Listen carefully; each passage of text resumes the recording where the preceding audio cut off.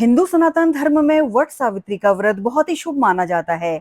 वेद पुराण के अनुसार ज्येष्ठ मास में पड़ने वाली अमावस्या तिथि बहुत महत्वपूर्ण है, जो कि हम आज 6 जून गुरुवार को मना रहे हैं। इस दिन किया गया व्रत पूजा पाठ स्नान दान इत्यादि का फल अक्षय माना जाता है। गुरुवार का दिन भगवान विष्णु को समर्पित है। इस दिन सुहागिन स्त्रियां अपने पति की लंबी आयु के लिए व्रत रखती हैं और वट वृक्ष की पूजा करती हैं। इसी दिन शनि जयंती होने से इसका महत्व और भी बढ़ गया है, जो कि शनि दोष से मुक्ति, धन समृद्धि प्राप्ति करने का एक खास मौका बन गया है।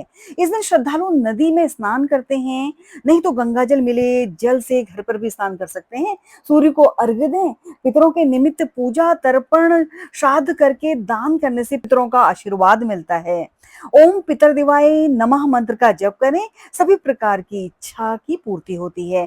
बरगद के पेड़ में भगवान विष्णु, शिव जी और ब्रह्मा जी का वास माना जाता है। विधि पूर्वक शुभ मुहूर्त में पूजा करने से जीवन की सभी बाधाएं दूर हो जाती हैं। आप इस दिन वट वृक्ष का मंत्र पढ़कर वट वृक्ष की 5 या 7 बार परिक्रमा करें। कच्चा सूत पेड़ पर लपेटें, जल चढ़ाएं, कथा सुने।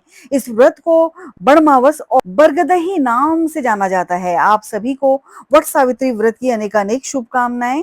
धन्यवाद।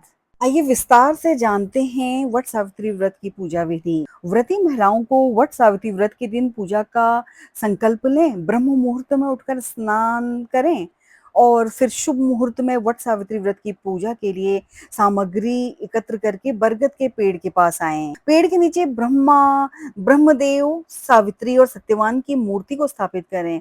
फिर उनका जल से अभिषेक करें।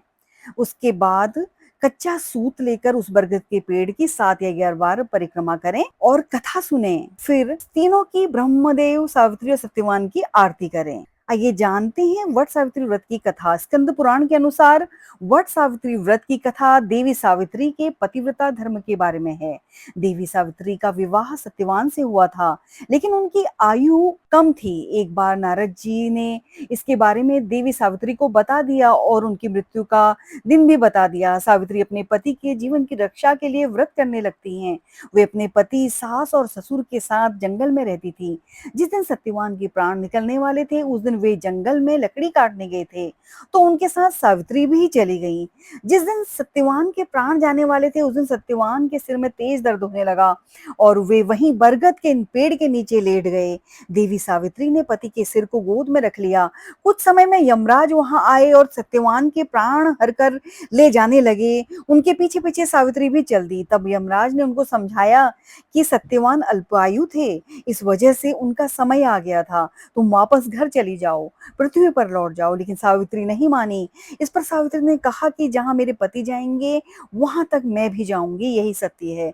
यमराज सावित्री की बात सुनकर प्रसन्न हुए और उनसे 3 वर मांगने को कहा। यमराज की बात सुनकर सावित्री ने उत्तर दिया कि मेरे सास ससुर अंधे हैं, उनकी आंखों की रोशनी लौटा दो। तब यमराज ने तथास्तु कहकर उसे जाने को कहा, लेकिन सावित्री यम के पीछे चलती रही। तब यमराज दोबारा प्रसन्न होकर वर मांगने को कहते हैं। तब सावित्री ने वर मांगा कि मेरे ससुर का खोया हुआ साम्राज्य वापस मिल जाए।